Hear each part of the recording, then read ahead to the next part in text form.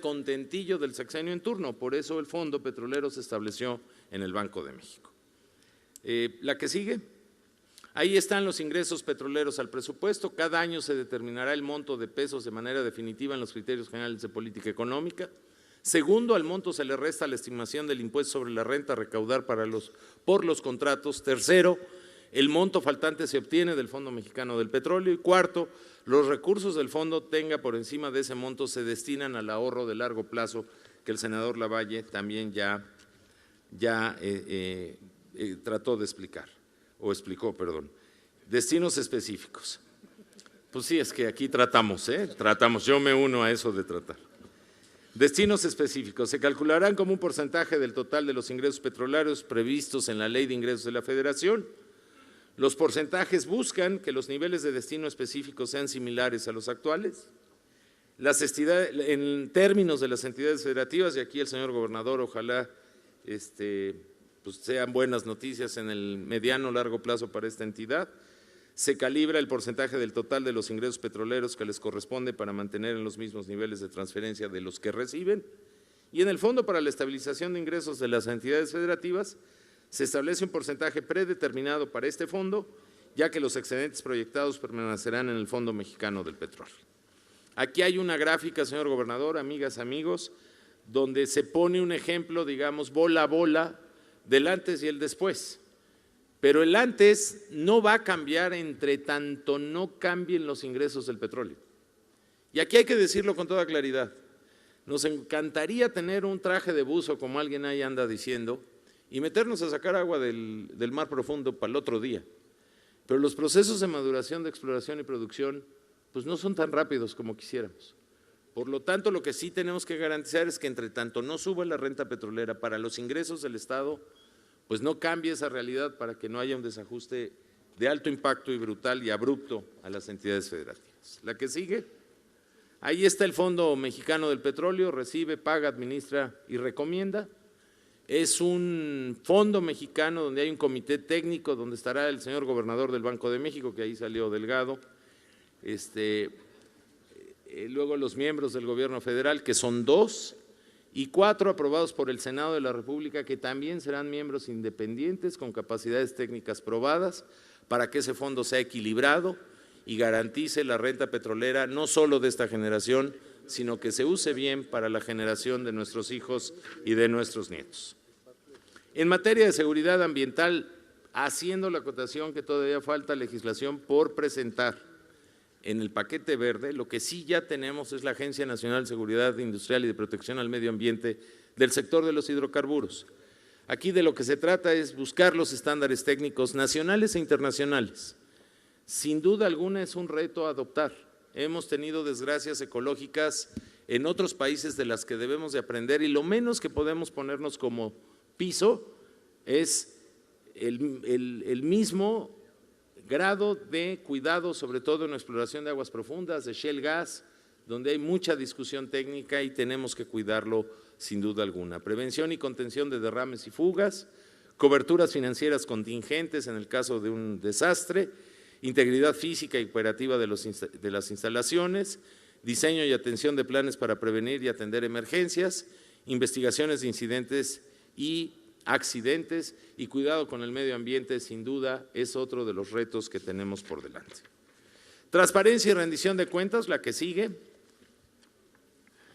Pues miren, como ya lo dijo el senador Lavalle, este es un tema de pesos y contrapesos. Aquí se trata de que entre CENER, reguladores y Hacienda amarremos un sistema que nos garantice que las licitaciones sean totalmente abiertas, incluso al grado de que se transmitan en vivo. Así, al momento de apertura de sobres, de la consistencia técnica, estamos buscando los instrumentos legislativos para que así sea. En el caso de las empresas públicas productivas de Pemex y CFE, evidentemente en esta etapa nadie está proponiendo vender en acciones parte de la propiedad de esa empresa, pero sí le queremos meter el estándar mínimo de información que se debe de publicar de aquellas empresas que van a bolsa, que tengan el mismo estándar. Porque pues en ese momento les está sometiendo al régimen de transparencia más alto que hay. Y en órganos reguladores, pues miren, a lo mejor nos han criticado que tenemos propuestas muy, pues como que muy conservadoras, ¿no? De las abuelitas de las monjas, pero pues yo creo que es mejor, porque el conflicto de intereses puede ser bárbaro y el tamaño de lo que manejan los reguladores va a ser muy importante cuidarlo. Se está pensando en sesiones de acuerdos y resoluciones públicas 100%, evitar conflicto de intereses con comisionados. Los comisionados, por ejemplo, no se podrán reunir con los regulados de manera individual, siempre tendrá que haber por lo menos 2, y un código de ética que se promueva desde la legislación. Bueno, por último, está esta lámina, una reforma para todos los mexicanos. Tenemos muchos objetivos en la reforma, ya los hemos dicho. Queremos reducir el precio de la luz y el gas y creemos y estamos convencidos de que podemos lograrlo a partir de que aprobemos esto y no con varitas mágicas. Yo calculo que esto tarde por lo menos 2 años. Se detonaría haciendo esto bien una importantísima creación de más y mejores empleos. No solo genera esta reforma crecimiento, puede generar desarrollo. Hay un sector que es un sector muy bien pagado, el sector educativo está llamado a un gran reto de transformación, de generación de capital humano. Se puede incrementar de manera significativa algo que es un gran déficit del campo mexicano y que ya se nos olvidó, que es incrementar la producción de fertilizantes en nuestro país, el aumentar la producción de petróleo, que en la última década se nos ha venido cayendo, e incrementar sin duda el tema del gas, que lo tenemos, y que hoy estamos pagando altos costos y que hemos perdido seguridad energética. Una reflexión final, gracias por su paciencia y estamos atentos sobre todo a aprender de ustedes y entender sus cuestionamientos y poderlos superar. Muchísimas gracias a todos ustedes, gracias Jorge. Bien, senador. Agradecemos la participación del senador David Penchina y del senador José Luis Lavalle y iniciaremos la primera ronda de preguntas y respuestas, la cual será moderada por el senador David Penchina, y les pedimos que al escuchar su nombre, el nombre de quien realizó la pregunta, por favor se pongan de pie. Adelante. Bueno, yo doy la palabra, ¿verdad? Esa es la idea. Sí. El licenciado Klaus Remusat, presidente de Canacintra, Michoacán, que nos hace el favor de… Perdón. Sí, lo mío no creas que el mío está para presumir. Perdón, Lovis Remusat, presidente de Canacintra, si eres tan amable, de Michoacán. Si le pasan el micrófono. ¿No te las entregaron por escrito? Sí, aquí están. Es que la del compañero de Michoacán no me la entregaron por escrito, pero pues de su ronco pecho. Gracias. Que haya valido la pena el viaje, ¿verdad, presidente? Adelante. Gracias. Sí, senador, gobernador, gracias por su recepción, su bienvenida a todos. Senadores michoacanos, John, muchas gracias por la invitación.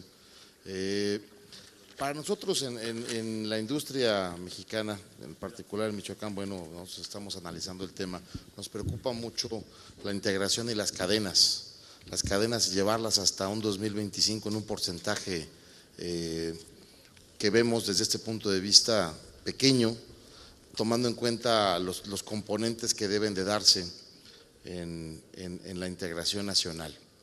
Vemos que la integración nacional debe de darse también en la materia prima.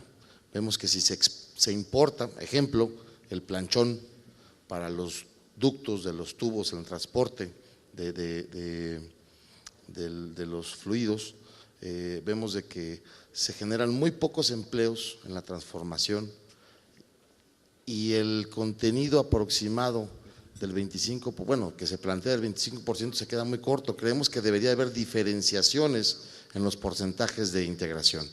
Una cosa es para lo que se importa y otra cosa es de lo que se produce y contemplar lo que es la mano de obra nacional. Eso es lo que consideramos nosotros, senador. Muchas gracias, presidente, y bienvenido. Voy a leer, si ustedes me lo permiten, 4 preguntas más, voy a decir quién las hizo. Reitero, las que no alcancemos a desahogar por razón del tiempo de todos, particularmente el de ustedes, todas van a tener una respuesta. Ese es el ofrecimiento de esta comisión.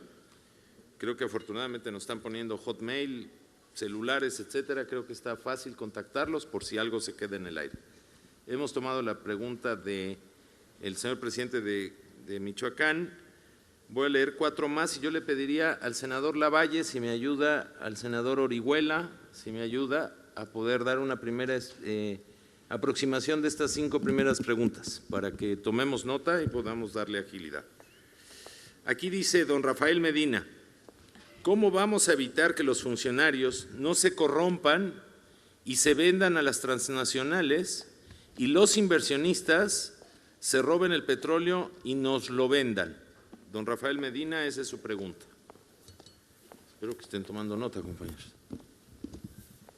Segunda pregunta al azar, y va a haber otros dos bloques. ¿Cómo garantizan que los nuevos inversionistas en el downstream paguen los impuestos en México y no evadan transfiriéndolo a otros sitios?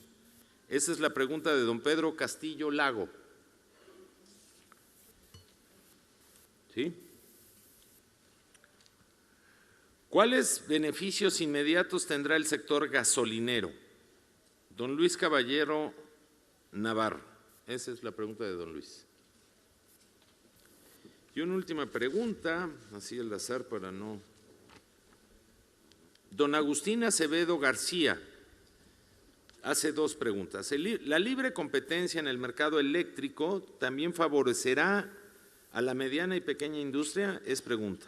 Si la libre competencia en el mercado eléctrico también favorecería a la micro y a la pequeña y a la mediana. Y segundo, ¿la cogeneración eficiente será considerada dentro de los beneficios de las energías limpias? Esas son las preguntas de don Agustín Acevedo. ¿La cogeneración eficiente será considerada dentro de las energías limpias? No, ¿será considerada dentro de los beneficiarios de las energías limpias? Okay. Con esas 5 primeras preguntas, incluida la del compañero de Michoacán, ¿empieza, Salvador? ¿Sí? Con su permiso, adelante. Perdón. Bueno, quisiera empezar con las primeras. La primera, ¿cómo evitar que se corrompan los funcionarios? Bueno, hay que considerar una cosa, ya no va a ser Pemex la única empresa, ni Comisión Federal. Es decir, que esta es una de las cosas que mejora mucho el tema de la corrupción. Aparte de que van a tener sus esquemas como empresas, como si cotizaran en bolsa, con el mismo sistema de transparencia, van a tener la revisión de la Auditoría Superior de la Federación, van a tener la revisión de las propias contralorías internas, van a estar, digamos, bien controlados. Eso todos sabemos que no evita la corrupción. El problema que tenemos con la corrupción en las empresas que son monopólicas es que si ustedes venden productos para cualquiera de las empresas y alguien les pide dinero, o dan o no venden, o cierran su negocio porque no tienen a quién más venderle. Ese es el principal problema de fondo. Si ustedes van a tener 20 empresas enfrente a las que le pueden vender, ese tema es atacado, digamos, de fondo en la raíz, aparte de lo que tiene que ver con todo el asunto de las revisiones y de todo lo demás. Esto, por supuesto, no evita el tema de la corrupción de fondo. O sea, perdón, no lo acaba, digamos, ¿no? Pero una de las cosas que más ayuda es que ustedes tengan opciones enfrente y no solamente estén sujetos a uno de ellos. El sistema de revisión de cuentas que van a tener las empresas productivas del Estado y los propios órganos que regulan esto van a ser fortalecidos con mucho a lo que está actualmente. ¿Cómo asegurar que en México se paguen los impuestos? Y va relacionada con cómo evitar que se roben el petróleo. Bueno, las empresas que vengan a extraer gas, petróleo, cualquier cosa en México, tendrán que ser empresas mexicanas. Esto quiere decir, tendrán que formar una empresa, si viene Shell o si viene cualquier otra empresa mediana a sentarse en el país, tendrá que ser una empresa constituida, una empresa constituida en México con esos accionistas, por lo tanto van a pagar aquí sus impuestos como cualquier otro. Y segundo, ¿cómo evitar que se roben el petróleo? Miren, esto es más sencillo de lo que pudiera parecer. En todo el mundo, cuando se saca el petróleo, cuando se extrae el petróleo, se tiene la plataforma y en realidad todo el petróleo que sale de ahí sale por un solo ducto. el cual se descarga a los buques o se manda directo a la costa, depende de cómo esté. Ese ducto, que es por donde pasa todo el petróleo que sale, en todo el mundo, lo que se tienen son medidores muy avanzados, incluso satelitales, que le reportan no solamente al gobierno, o sea, a los órganos a los órganos reguladores, que son los encargados de ver cuánto dinero, cuánto petróleo está saliendo y haciendo las cotizaciones del precio del petróleo en ese momento que está saliendo, sino también ese mismo reporte es el mismo que les llega a los dueños de las empresas, a los CEOs de las compañías, para saber exactamente cuánto está saliendo en el pozo que tienen allá. Ese es un asunto muy estudiado, digamos, muy trabajado en todo el mundo, funciona bastante bien y es relativamente sencillo. Lo que pase por ese medidor es lo que tienen que pagar.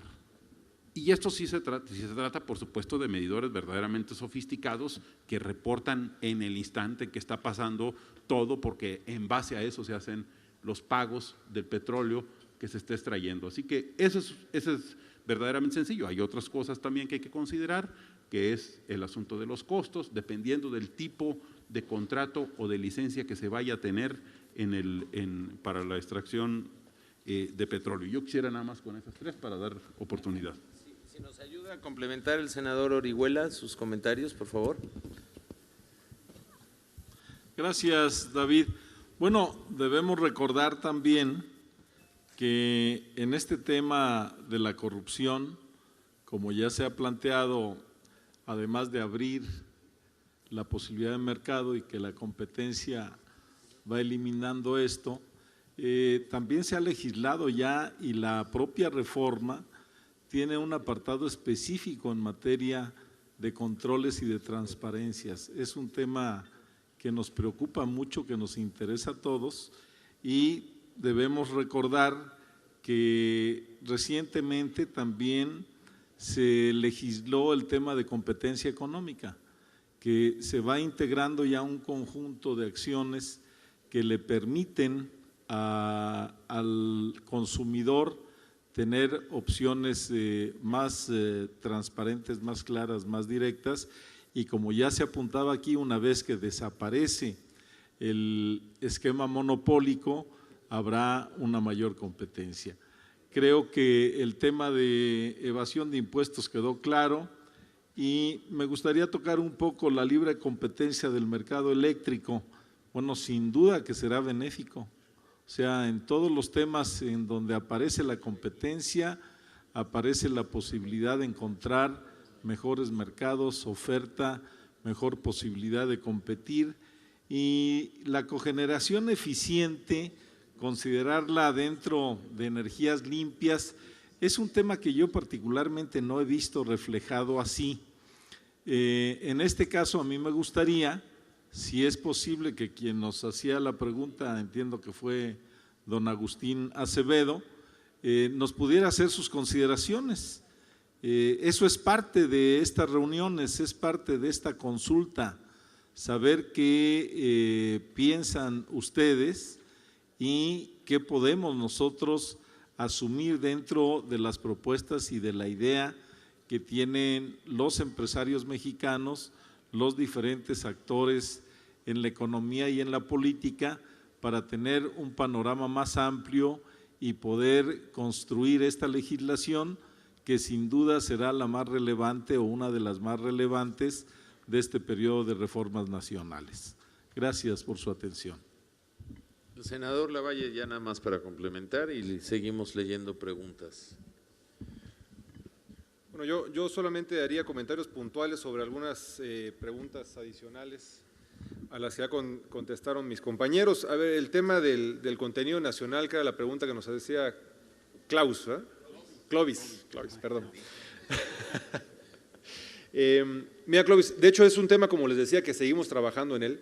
El tema del contenido nacional queremos que realmente sea un incentivo y tienes toda la razón y es precisamente los argumentos que nos llevan a seguir trabajando en el tema. Si nosotros nos vamos, por ejemplo, en aguas someras, pues existe un gran sector empresarial nacional que de hecho pues tiene tecnologías sumamente competitivas que no tienen pues pues nada que pelearse o no tendrían, o sea, tendrían muy buena manera de competir al tú por tú con cualquier otra industria mundial, en los cuales, pues si me preguntas a mí, pues a mí un 85% de contenido nacional se me haría hasta poco allá.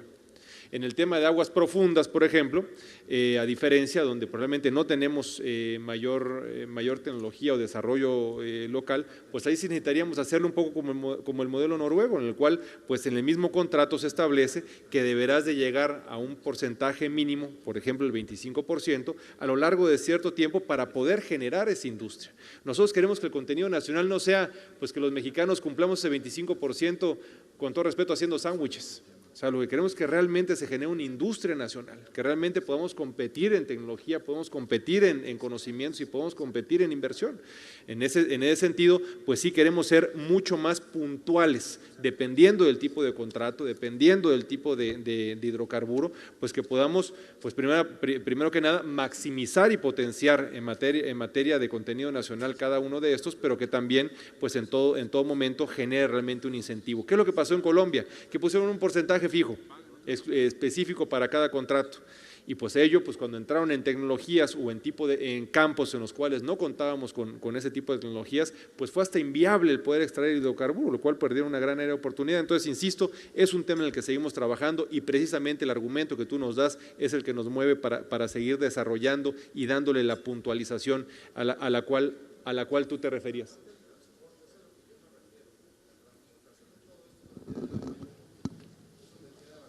Sí, tanto en el upstream como en el downstream, o sea, realmente es a lo largo de toda la cadena energética.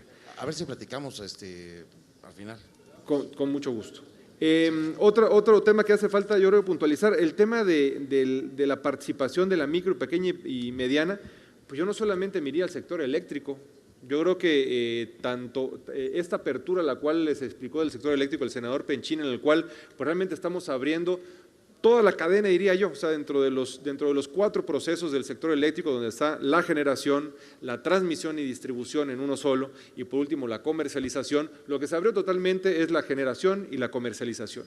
Entonces, en ese sentido, pues podrá haber empresas que puedan entrar a competir, aunque en sí el hecho de transitar a energías más económicas, pues para todas estas pequeñas y medianas industrias los hará más competitivos y por ende también se verán beneficiados. Y también hay que recordar que en el transitorio referente al tema de transmisión y distribución también se contempla el hecho de que pueda haber inversiones privadas para efecto de complementar pues todos los tramos en ese sentido, aunque por cuestiones de seguridad nacional se mantiene la propiedad de ese sistema en propiedad de la nación. Y por último, el tema de, bueno, y también les decía que no solamente exclusivamente en el tema de la generación eléctrica, hay que recordar que dentro de los modelos energéticos que han funcionado a nivel internacional, por ejemplo, en el caso del Shell Gas, las empresas que realmente han mostrado por el mismo dinamismo y por las mismas características de las mismas, el ser las más exitosas en la extracción del hidrocarburo en materia de Shell Gas, han sido las medianas y las pequeñas empresas. Si nos vamos al caso de los Estados Unidos, ahí las pequeñas y medianas empresas son las que han tenido no solamente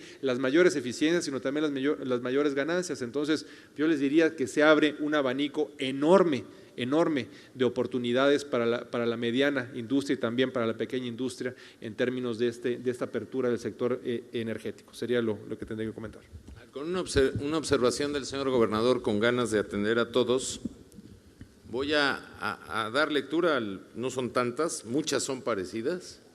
Les pediría a mis compañeros senadores, a cualquiera, diputados, que tomen nota y que quieran hacer uso de la palabra concreta para dar paso al mensaje del señor gobernador, reiterando un compromiso específico que así como les estamos dejando la versión más amplia de esta exposición que hoy fue resumida en este ejemplar que a todos se les ha entregado, que además lo estamos subiendo a internet y que el señor gobernador con su generosidad podrá ser coadyuvante de la difusión de un documento así, reiteramos nuestro compromiso de no solo contestarles por escrito, sino mandarles un prontuario de preguntas, dudas, sugerencias que nos han venido llegando a este trabajo, no solo aquí en Jalisco, también en Querétaro y seguramente surgirá en Nuevo León, y eso se los haremos llegar. Tenemos toda la intención de contestarles lo mejor posible. El ejercicio es muy complejo, pero el ejercicio, lo que quiero decirles es que no acaba aquí. Paula García pregunta, ¿por qué dentro de las disposiciones de contenido nacional no se ha incluido el transporte de hidrocarburos. ¿Cómo podemos fortalecer las sanciones y la verificación del contenido nacional para asegurar la participación de la industria mexicana? Les rogaría que a todos mis compañeros legisladores que lo deseen tomen nota y quien quiera contestar.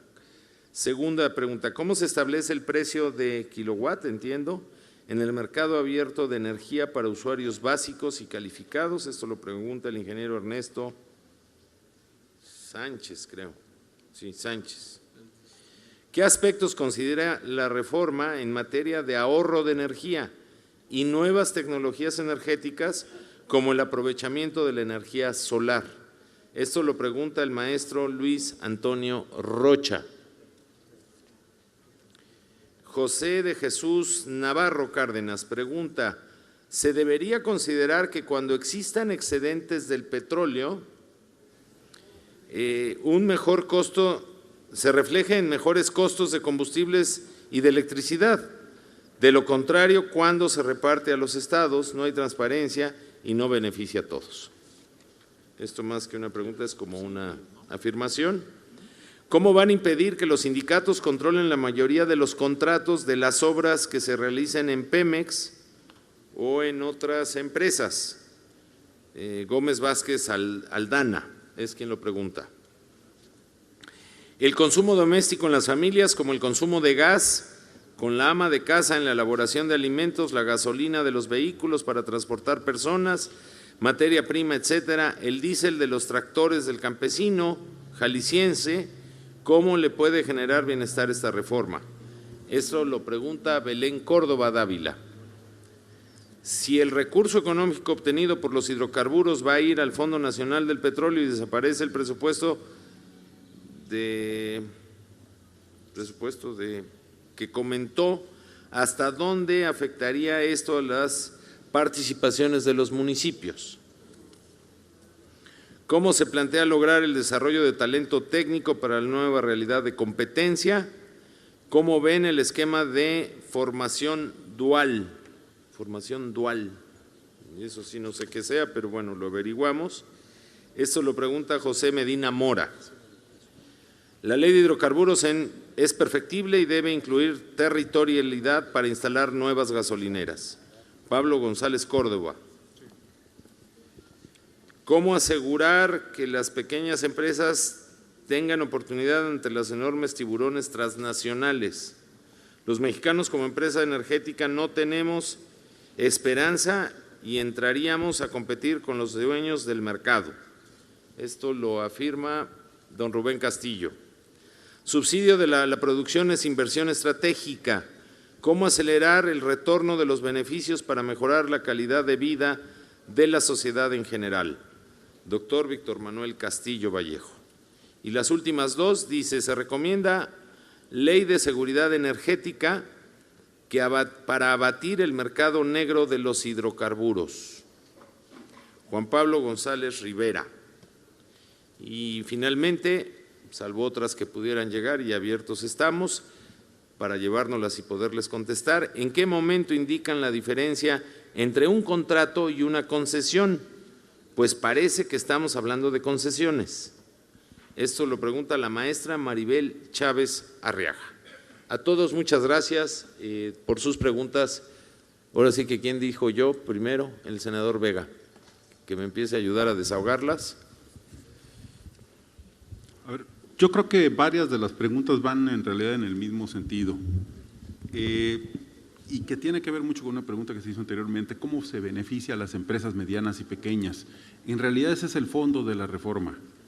O sea, el fondo de la reforma, todo esto que escuchamos, que es el entramado, digamos, jurídico y la parte institucional y cómo dividir las cosas, en realidad es para que a las empresas pues tengan mejor competitividad. Uno de los factores más importantes que tiene una empresa para ser competitiva es el costo de sus energéticos. Y justamente el fondo de esta reforma es llegar a eso, que tengan energía, gas más barato, combustibles más baratos. Y aquí es donde finalmente, bueno, pues eso se dice muy fácil incluso en un spot, pero a ver, lo que se va a poder hacer que no se podía hacer, van a poderle comprar gasolina, gas o energía a la empresa que se lo dé más barato, sí van a poder. Entonces van a poder escoger quién les da más barato y comprarles. Y entonces va a haber una competencia y no van a decir, la comisión te lo vende a tanto y así no más. Entonces van a poder comprarle, si es que tienen una empresa, a cualquiera, el gas, la energía y el combustible. Van a estar los precios controlados o libres, se van a ir liberalizando, de tal manera que puedan conseguirlos también más baratos. Eso que pudiera causarles temor, que no les cause ninguno, ahorita pagamos la gasolina más cara en México que en Estados Unidos. Así que lo único que puede suceder es que baje. Podrán hacer sus propios ductos terminales. Oye, yo consumo tanto y me lo están trayendo por pipa o por esto, quiero hacer un ducto, lo pueden hacer. La empresa que se los va a surtir, ¿les puede hacer el ducto? Sí, pues se puede. Van a poder hacer sus terminales de almacenamiento para competir como empresa o en su propia empresa, sí van a poder. O sea, de lo que van a poder generar su propia energía y vender lo que sobra, sí se puede. Es decir, ya no hay los monopolios. En realidad eso es lo que luego a veces cuesta mucho trabajo de explicar porque seguimos pensando con el modelo, oye, pero es que Pemex, oye, pero el sindicato, ¿cómo le voy a hacer? Olvídense del sindicato, el sindicato ya ni siquiera está adentro en Pemex, tendrá Pemex que solucionar ese tema con su sindicato, pero las otras empresas serán libres y no van a tener por qué pasar ni sufrir por todo eso que pasa Pemex, justamente de eso se trata. Yo creo que esa es una de las cosas que tenemos que explicar nosotros mejor acerca de cuáles van a ser los beneficios que ustedes en su empresa van a tener. Y la otra parte, que también es la otra parte de las preguntas, que es un poco lo que Clovis comentaba, es, bueno, ¿y en dónde va a haber negocio? Aparte del que ya se tiene. A ver, ¿cómo le vamos a hacer para competir los pequeños con las grandes empresas petroleras? Les tengo malas noticias, no se puede. Miren, el negocio del gas shale es para medianos, incluso pequeños pueden entrarle. El negocio de extracción en tierra puede ser para medianos. El negocio de extracción en aguas someras, ese es para los grandes. Pero el de aguas profundas es para los gigantes, O sea, no hay manera. Tampoco no creo, o sea, a ver, si alguien piensa que la reforma energética va a poder hacer que un pequeño comerciante le saque petróleo de aguas profundas, no se puede.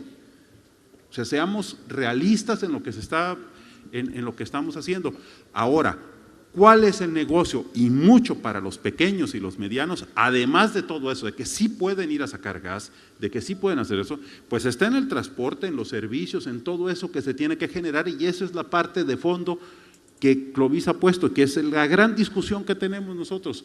¿Cómo le vamos a hacer para que la industria nacional crezca? Una cosa es cerrar todo, decir todo tiene que ser industria nacional. Ya les pasó en Brasil, O sea, no pudieron porque no tenemos tecnología. O en unas zonas, que esa es parte de la discusión, en una parte de esa industria, pongamos que esa industria nacional se considera industria nacional, en donde no tenemos nada, la industria que se asiente en este país, aunque tenga inversión extranjera. Y entonces vamos a ir generando una industria. Aquí en Querétaro y aquí tenemos industria aeronáutica ya. Podemos crear industria donde no la tenemos, pero donde sí la tenemos, tenemos que darle favorecer al que ya está. Yo creo que esas son las dos cosas. ¿Cómo ayuda a las empresas? A los que ya están, ¿cómo les va a favorecer? Van a tener cosas más baratas y dónde va a haber oportunidades en la nueva industria que se va a generar en el país para que hagan negocios distintos a los que ya tienen. La senadora Meli Romero de Colima quiere hacer un comentario sobre todo esto de la educación que yo dije no sabía qué era. Ella nos va a hacer favor. Muchas gracias, senador, y muy buenas tardes a todos ustedes. Brevemente respecto de la educación dual, que es un modelo de educación para preparar a nuestros jóvenes tanto en el ámbito académico como directamente en la empresa. Es decir, que los jóvenes tengan la posibilidad de egresar de una carrera técnica o universitaria, habiendo estudiado en el aula, pero también en una empresa. Este es un modelo que tiene aplicación perfecta para lo que va a detonar la reforma energética. Y les quiero compartir que estamos organizando el Senado de la República, particularmente la Comisión de Educación, la Comisión de Energía, con la participación del secretario de Energía, de funcionarios de la Secretaría de Educación, del Trabajo, las cámaras empresariales también a nivel nacional, y la Cámara México-Alemana, porque Alemania es un país que tiene muy desarrollado, es el país que mejor ha aprovechado este esquema de educación dual para formar a sus jóvenes. Entonces, todos estos participantes queremos tener un diálogo nacional, les invitamos cordialmente a ustedes también, por supuesto, para platicar precisamente de cómo México tiene que estar preparado ante el detonamiento de empleo que llevará a cabo la reforma energética, cómo nuestros jóvenes deben estar conscientes de que habrá esas nuevas oportunidades laborales, pero que deben capacitarse en este sector que es muy específico. Entonces, queremos llegar a la conclusión después de 2 días de trabajo con todas las autoridades, las personas interesadas, las universidades, por supuesto también, queremos llegar a 4 conclusiones muy concretas. Primero, ¿qué legislación se tiene que reformar para impulsar este modelo o cualquier otro cambio que se requiera para fomentar que haya oportunidades de desarrollo para los jóvenes, oportunidades de educación también a partir de la reforma energética? 2, las universidades, las instituciones de educación superior, ¿qué cambios deben de adoptar también en su interior, tanto en sus carreras universitarias como en sus contenidos curriculares para preparar a los jóvenes que quieran incursionar en esta área, en este sector? 3, que debemos de detectar esas oportunidades de empleo precisamente. ¿Cuáles van a ser las oportunidades de inversión? ¿Dónde va a haber el detonamiento de estos empleos, si es por zona, por región, por estado en nuestro país? Y 4, lo que queremos es motivar a los jóvenes también para que volteen a ver a este sector como una oportunidad de empleo que seguramente les va a implicar cambio de residencia, sí, pero que les va a dar la posibilidad de tener un empleo digno, bien pagado, una oportunidad de desarrollo profesional que nos está haciendo mucha falta en nuestro país, y que esta es la reforma que nos puede ayudar precisamente a detonar esos miles de empleos que estamos necesitando. Entonces, ese va a ser un encuentro que llevaremos a cabo en el próximo mes de julio. Por supuesto que están cordialmente invitados para que podamos entre todos valorar y opinar cómo estar listos para el momento en que se detonarán todos estos empleos, como jóvenes, empresarios, gobierno, poder legislativo, tendremos toda la capacidad de aprovechar a nuestros recursos humanos mexicanos y que no los empleos estén yendo, como desafortunadamente sucede, hacia extranjeros. Gracias, senador. La diputada Iracema quería hacer unos comentarios. Muchas gracias, senador. Con el permiso del señor gobernador, del presidente municipal y sobre todo de mis compañeros diputados de Jalisco, que además muchos de ellos amigos. Efectivamente, senador, soy Iracema González del Estado de México y simplemente poner énfasis en este ejercicio que estamos haciendo, que nos permitan también ser difusores del mismo. Aquí estamos también diputados federales, les envía un saludo al presidente de la Comisión de Energía, el diputado Marco Bernal, y en ese sentido estamos aquí para escucharlos y entender esas preocupaciones. Aquí no hay nada escrito, al contrario, lo que queremos es obtener todas sus observaciones para enriquecer esta iniciativa que por supuesto muchos de nosotros compartimos, pero también sabemos que es perfectible. Me parece también importante mencionar que este ejercicio es muy necesario porque la ley, por ejemplo, la ley de ingresos de hidrocarburos que fue enviada a la Cámara de Diputados, depende de la ley de hidrocarburos que en este momento está en la Cámara de Senadores. Entonces, es muy importante este ejercicio e invitarlos también a participar en Cámara de Diputados a partir de este jueves 29, en donde ya estará sesionando la Comisión de Energía dentro de diputados, seguramente también con presencia de nuestros amigos senadores, para tratar de ir discutiendo ambas iniciativas que fueron enviadas a ambos lugares. En este sentido, nada más quisiera yo regresar a varias preguntas que en este momento se hicieron acerca del Fondo Mexicano del Petróleo y esta ley de coordinación fiscal, que yo sé que todos los que son presidentes municipales y gobernadores tienen una gran preocupación acerca de qué es lo que va a suceder con las participaciones. Al referirnos al Fondo Mexicano del Petróleo, no necesariamente se refiere a que dejaremos de recibir esas participaciones, simplemente se irán primero al Fondo Mexicano del Petróleo y luego a su vez se hará la transición a la Secretaría de Hacienda, y además de que dentro de la propuesta también se incluye el impuesto sobre la renta, que antes no estaba incluido, ahora sí. Entonces, y además dentro de la propuesta está garantizada que se obtengan por lo menos las participaciones que en este momento recibimos. Y entre más apertura, pues menos corrupción. Entre más ojos estén observando y entre más competencia estén observando, pues evidentemente podremos minimizar la corrupción. Si yo les dijera 5 puntos que quisiera que todos los mexicanos recordáramos de esta legislación secundaria y de esta reforma energética, número 1 sería el Centro Nacional de Gas Natural. El cuello de botella, y ustedes lo saben mejor que nosotros, de toda la industria en México es el gas natural, que no tenemos la suficiente oferta, tanto para la industria como para la producción de energía eléctrica, por ejemplo. Que haya este Centro Nacional de Gas Natural nos debe de garantizar la oferta en todos los demás rubros económicos del país. Por eso es tan importante, es nuestro cuello de botella. Para darles una cifra bien importante, en 1987 la industria petroquímica era el 10% del PIB. En el 2012 era el 1.7% del PIB la industria petroquímica, porque nuestra materia prima para la industria petroquímica pues es el gas natural. 2. El Centro Nacional de Control Eléctrico, lo que queremos es la conducción de toda la energía en todo el país. ¿Qué significa esto? Que si Sonora tiene un montón de sol, podamos electrificar el resto del país, y eso es lo que nos va a garantizar el SENACE. Por supuesto, las 2 coordinadoras, que es la Comisión Nacional de Hidrocarburos, la Comisión Reguladora de Energía. El tema de la geotermia. Ya lo dijo el senador, podemos tener 5 veces más de la electricidad si utilizáramos nuestros recursos geotérmicos. Y la 5, todo lo que tiene que ver, efectivamente, hay muchos pendientes de la ley de transición energética para las energías renovables. Ya se está trabajando sobre eso.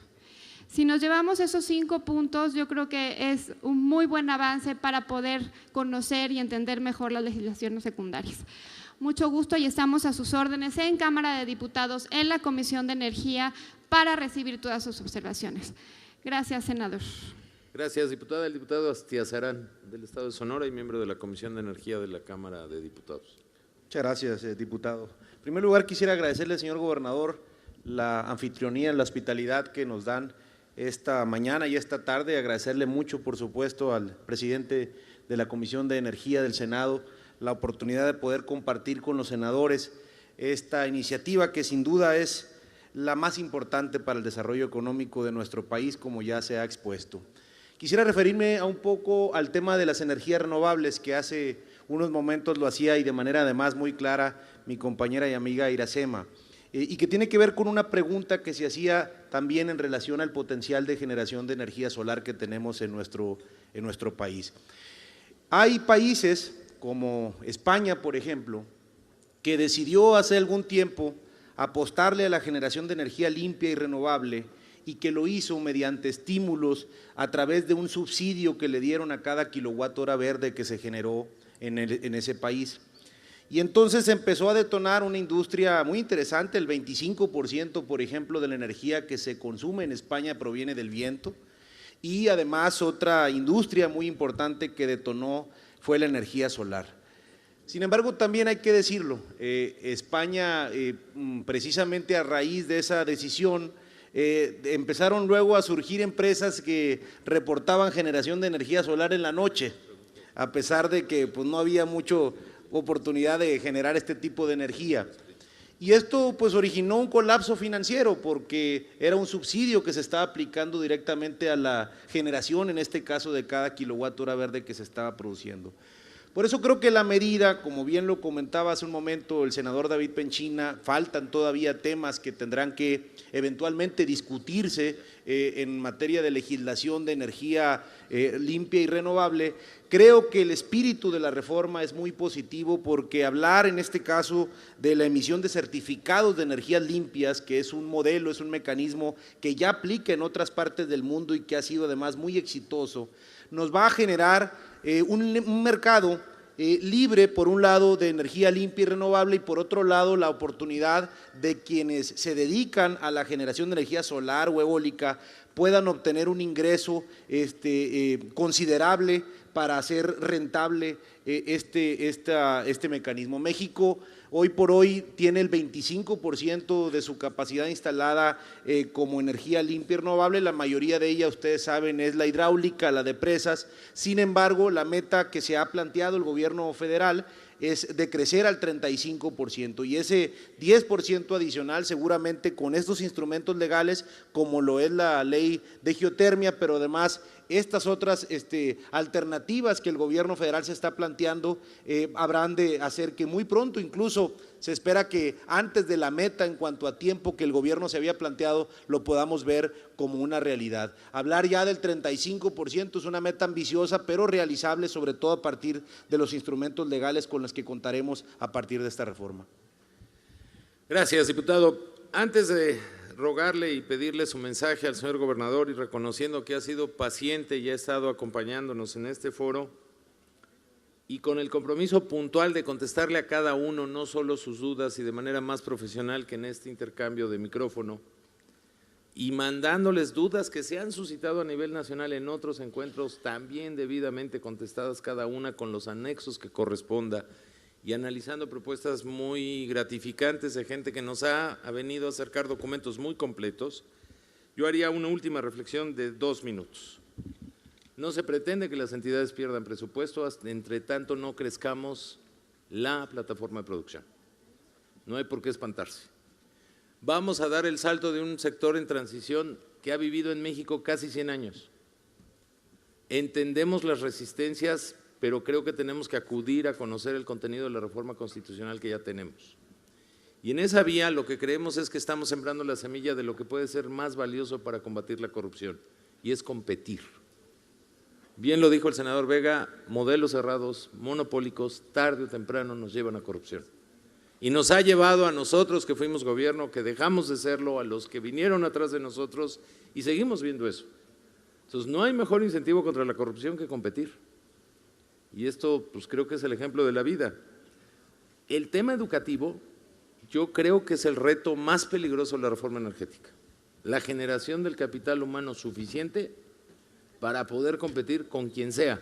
Pero también fue el reto de otras naciones, y con accidentes, sin accidentes, lo han venido logrando, y creo que aquí la semilla de la educación, por ejemplo en Jalisco o en otras regiones de aquí del occidente, sin que tengan petróleo en el subsuelo, pueden sacarle jugo y generar lo más valioso para la reforma, que es el capital humano. Concesión y contratos, perdónenme, sí son diametralmente distintos, y les voy a decir por qué. El petróleo es de los mexicanos, y las reservas de petróleo no se pueden hipotecar por materia del financiamiento que recibe una empresa. Hemos generado un concepto mundialmente aceptado, que es la expectativa económica esperada, pero el petróleo, mientras esté allá abajo, es de México. Y no se pueden hipotecar las reservas de nadie, tratándose de ninguna empresa. Y en esa vía yo sí creo que hay una obligación, una distinción fundamental entre el modelo de contratos que adoptamos y el modelo de concesiones. El negocio energético no solo está en aguas profundas, distribución, almacenaje, comercialización, de una infraestructura petrolera que la última vez que lo hicimos importante en México fue en los años 80, perdónenme. Dejamos envejecer nuestra infraestructura en hidrocarburos, en distribución y en almacenamiento, y ahí hay negocio para todos. Y qué bueno que lo haya, para que la economía se reproduzca y tengamos más y mejores empleos. Señor gobernador, en verdad gracias. Nuestro compromiso con su gente es contestarle. Denos unos días, lo vamos a hacer, y les reiteramos estar a la disposición de ustedes, como lo estamos de muchas representaciones de ustedes a nivel nacional, con los que seguimos teniendo contacto, nos reunimos cotidianamente. Nosotros no creemos saber todo, queremos saber de ustedes y queremos aprender y queremos disipar dudas para convencernos de hacer la mejor reforma energética, que este país lo cambie y lo cambie de fondo. Muchísimas gracias por todo, gobernador. Agradecemos la participación de cada uno de los senadores. Gracias por moderar la sesión de preguntas y respuestas al senador David Penchina. Y queremos ceder la palabra al gobernador del estado de Jalisco, Aristóteles Sandoval, para cerrar este encuentro de la reforma energética. Adelante. Quiero agradecer en primer lugar al senador David Penchina para convocar este diálogo tan importante en Jalisco a los distintos sectores de los jaliscienses. Por supuesto, agradezco la presencia de todos los senadores de la República que nos acompañan. Sean muy bienvenidos, qué importante su intervención, sobre todo esta apertura de ejercicio de diálogo franco, abierto, directo. A los diputados federales, muchas gracias a todos nuestros compañeros diputados federales de Jalisco y darles la bienvenida a quienes participaron también de otros estados. A diputados locales que nos acompañan el día de hoy, muchas gracias.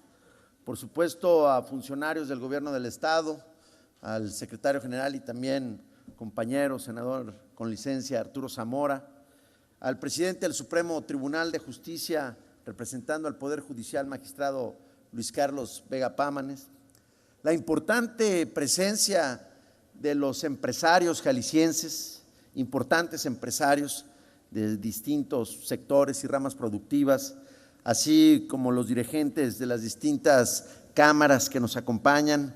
Muchas gracias siempre por su decidida participación, aportación y sobre todo que hemos venido trabajando en equipo, gobierno y sector privado. Qué importante su presencia, a todos nuestros amigos de las distintas cámaras. De los medios de comunicación, directores que nos acompañan, periodistas, muchos analistas, académicos, a todos los presidentes municipales, gracias por su importante presencia. Delegados, señor exgobernador, exgobernadores también que estuvieron con nosotros. Me refiero a todos y cada uno de ustedes por su destacada presencia. En la Comisión de Derechos Humanos, presidente de mi partido, el Revolucionario Institucional, del Partido Verde Ecologista, muchas gracias a todos ustedes. Porque para nosotros este ejercicio para difundir y promover las reformas con la visión clara del presidente para llevar a nuestro país a un mejor desarrollo, es importante conocer su contenido, el contenido sustantivo y sobre todo conocer los tiempos de hacia dónde vamos y en dónde estamos para poder proyectar un mejor futuro de manera decidida a las generaciones presentes y venideras. No podemos seguir con esta discusión después de 80 años sin apostarle a la innovación, sin apostarle a la inversión y sobre todo a la explotación de nuestros recursos naturales que se puedan ver cristalizados en el desarrollo económico de nuestras familias. Apostarle a la educación de manera decidida es apostarle a un México moderno y que no todo siga fincado en la explotación de los recursos naturales como ha sido el petróleo. ¿Qué le interesa al empresariado jalisciense? Saber cómo puede participar, porque quiero señalar que hay muchos empresarios que están decididos a participar en alguno de estos rubros, desde la geotermia hasta, como ya se decía, en la producción de energías limpias, energías alternativas o renovables. Ya Jalisco es ejemplo. Hoy el 50% de energía que consume el gobierno del estado se consume a través de energía eólica, ya instalada en Los Altos, en Ojuelos, y que va a seguir su ampliación. Tenemos un gran potencial de producción de geotermia en Jalisco. Tenemos un gran potencial de producción de energía solar en Jalisco. Por eso queremos conocer cómo nos vamos a beneficiar y cómo podemos ser partícipes del beneficio de nuestros recursos naturales. Y que no se abra la puerta a competidores extranjeros, efectivamente habrá ciertos niveles, pero en defensa también del capital privado de los jaliscienses y de los mexicanos. En este sentido, por supuesto que es importante conocer para los presidentes municipales, para los gobernadores, cómo se va a aplicar este fondo tan importante para la estabilización de las participaciones que se van a reflejar en mejor infraestructura, en más hospitales, en más escuelas, en mejores carreteras, que se va a reflejar en el impulso decidido al campo. Aquí Jalisco es un estado agroindustrial, es el estado con mayor producción en materia agroalimentaria y por supuesto que poder invertir en tecnología, en la mejora de fertilizantes e insumos, pues esto abaratará los costos de producción y hará a nuestros campesinos, a nuestros productores más competitivos a nivel nacional e internacional. Por eso, Jalisco, conociendo que es un polo atractivo para la inversión privada, quiero decirles que también el pasado 13 de mayo inauguramos una planta de almacenamiento para suministro de gas LP en Zapotlanejo. Esto con una inversión de $70 millones, generando 600 empleos de manera directa. Asimismo, estamos decididos a participar en toda esta transformación en los distintos rubros. Hoy, ante esta convocatoria, me da mucho gusto que los jaliscienses estemos participando, porque habremos entonces de poder socializar con claridad en la reforma a dónde se está orientando el destino de nuestros recursos naturales y sobre todo hacia dónde se quiere transformar a nuestro país. Efectivamente, quisiéramos ver ya la mejoría económica en nuestros bolsillos, quisiéramos ver ya la proyección de la reducción en luz, en gas, quisiéramos ver ya la instalación del gasoducto que pueda llegar a darle abastecimiento a los industriales de Jalisco, no solamente con el ramal que viene de Manzanillo, sino el que muy pronto se comprometieron por parte de Pemex, los ramones, que estará en el 2016. Esto va a garantizar el abastecimiento y, por supuesto, garantizará el poder abaratar la producción, hacer más competitivo y más atractivo esta importante región del país. Por eso celebro este ejercicio democrático, abierto, su intención y voluntad, su disposición de los senadores, de los parlamentarios, para discutir con los ciudadanos, para abrirse y que no sea solamente a la máxima tribuna del país donde se discutan los problemas de la nación. Aquí es donde se debe dar ese ejercicio y de manera clara, abierta, para saber cómo nos va a beneficiar de manera directa al desarrollo en cada una de nuestras regiones, de nuestros municipios, a cada uno de los importantes sectores de nuestro país. No me resta sino decirles que confiamos en el extraordinario trabajo que está realizando el Senado, así como la Cámara de Diputados, donde estoy seguro seguirá privando el respeto y la sensibilidad que merece un tema tan importante como la política energética en nuestro país. Si es verdad que todos apostamos por el crecimiento y la competitividad de México, podemos entonces tener la seguridad de que esta reforma energética nos pondrá en el camino claro para poder garantizar la soberanía, la producción y el desarrollo, y sobre todo que nuestras familias y los mexicanos muy pronto destaquen en ese país de primer mundo que tanto hemos anhelado y que se ha quedado solamente en discusiones estériles. Llegó la hora de mover a México, llegó la hora de ser solidarios y así lo habremos a hacer de manera permanente en este gobierno. Felicidades a todos, muchas gracias por su presencia. Este fue el mensaje del gobernador del estado de Jalisco, Aristóteles Sandoval.